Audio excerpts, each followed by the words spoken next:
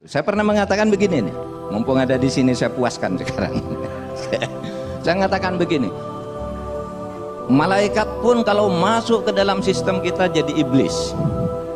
Malaikat bisa jadi iblis kalau masuk kekuasaan. Nah, sekarang dia akan bilang kecuali saya, dalam kurung kecuali saya. Watak asli seorang itu akan muncul ketika dia pegang kekuasaan. Bagaimana mungkin disampaikan oleh Pak Emput dulu kalau misalkan malaikat sekalipun masuk ke istana akan jadi iblis, kurang lebihnya begitu. Ya mungkin malaikat atau sekelasnya si Emput sudah masuk istana, sekarang sudah jadi iblis. Wallahu a'lam.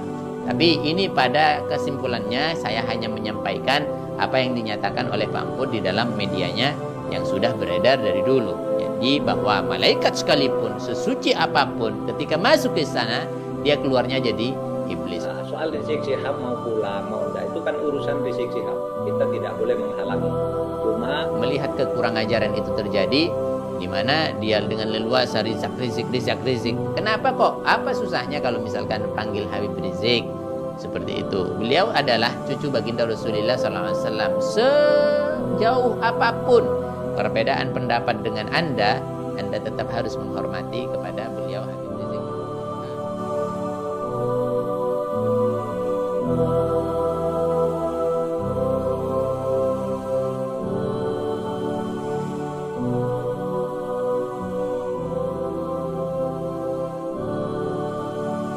Saya pernah mengatakan begini nih, mumpung ada di sini saya puaskan sekarang.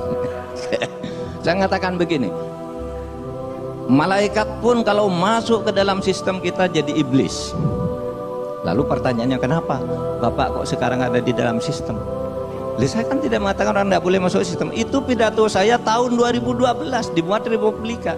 Ketika kita akan mengubah undang-undang pemerintahan daerah, harus diubah nih undang-undang, saya bilang. Karena kalau begini, malaikat aja jadi kepala daerah, iblis. Jadinya nanti korupsi semua, saya bilang. Malaikat bisa jadi iblis kalau masuk kekuasaan. Nah, sekarang dia akan bilang kecuali saya, dalam kurung kecuali saya. Atau catatan kaki kecuali saya. Pendapat kami ya, watak asli seorang itu akan muncul ketika dia pegang kekuasaan. Karena kalau umpamanya hujan berat, hujan deras sekalipun nggak akan terasa kalau berada di dalam halte bis. Keluar dong sebentar. Kita akan berdebat kusir. Hujan nggak? Enggak. Hujan nggak? Enggak. Julurkan tangan pun tidak, maka nggak akan terasa. Itulah yang kami rasakan saat ini. Kalau ada Bung Karno pernah bilang jas merah gitu, jangan sekali-kali melupakan sejarah. Maka untuk Pak Mahfud kita pesankan jas metal. Jangan sekali-kali melupakan jejak digital. Karena jejak digitalnya beliau banyak sekali sebagai pendukung pada waktu itu, tetapi akhirnya seperti sekarang. Padahal saya sampaikan kepada Anda bahwa Emput ini adalah orang Madura. Dan kita lihat dan kita tahu sampai detik ini bagaimana orang Madura, bagaimana ulama Madura, bagaimana orang-orang kultur Madura sangat memegang tinggi, menjunjung tinggi adanya akhlakul karimah. Sejak lahir, sejak kecil sudah dididik oleh para ulama, oleh lingkungan Madura dengan akhlak yang terpuji. Lantas, bagaimana si Emput ini yang lahir di Madura, kok tiba-tiba akhlaknya habis dan tidak berbekas sedikit pun? Saya sampaikan demikian karena akhlaknya langsung kepada cucunda baginda Rasul sallallahu alaihi wasallam. Tidak mungkin kalau misalkan orang yang betul-betul memegang kuat kultur dan menjaga betul ajaran nenek moyangnya di Madura, tidak mungkin seperti itu kalau misalkan tidak ada sesuatu yang besar di balik itu.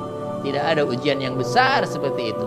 Sebagaimana mungkin disampaikan oleh Pak Emput dulu kalau misalkan malaikat sekalipun masuk ke istana akan jadi iblis, kurang lebihnya begitu. Ya mungkin malaikat atau sekelasnya si Emput sudah masuk istana, sekarang sudah jadi iblis. Wallahu a'lam. Tapi ini pada kesimpulannya saya hanya menyampaikan apa yang dinyatakan oleh Pak Emput di dalam medianya yang sudah beredar dari dulu. Jadi bahwa malaikat sekalipun sesuci apapun ketika masuk ke istana dia keluarnya jadi iblis. Mungkin ledekan orang-orang ketika masuk ke kolam keluarnya jadi cebong, misalkan seperti itu. Wallahu a'lam. Kemudian yang terakhir, saya akan memberikan satu kesimpulan saja sebagai komentar saja supaya kita tidak diam melihat kemungkaran itu terjadi, melihat kekurang ajaran itu terjadi. di mana dia dengan leluasa Rizik. Kenapa kok? Apa susahnya kalau misalkan panggil Habib Rizik seperti itu? Beliau adalah cucu baginda Rasulullah SAW. Sejauh apapun perbedaan pendapat dengan Anda tetap harus menghormati kepada beliau Habib Rizik bin Syihab. Tidak perlu meluapkan rasa panik Anda, tidak perlu meluapkan rasa ketakutan Anda, takut lepas jabatan Anda dengan datangnya Habib Rizik bin Syihab. Tidak perlu dengan cara menonjolkan, menampakkan watak kurang ajar kepada keluarga baginda Rasul sallallahu alaihi wasallam. Kalau misalkan ada yang mengatakan kan cuma nama, kan cuma panggilan, hati-hati, perhatikan baik-baik. Kita tidak perlu mengajarkan lagi di dalam Islam bahwa panggilan nama itu sudah diajarkan di dalam akhlak kelas 3 SD sudah diajarkan.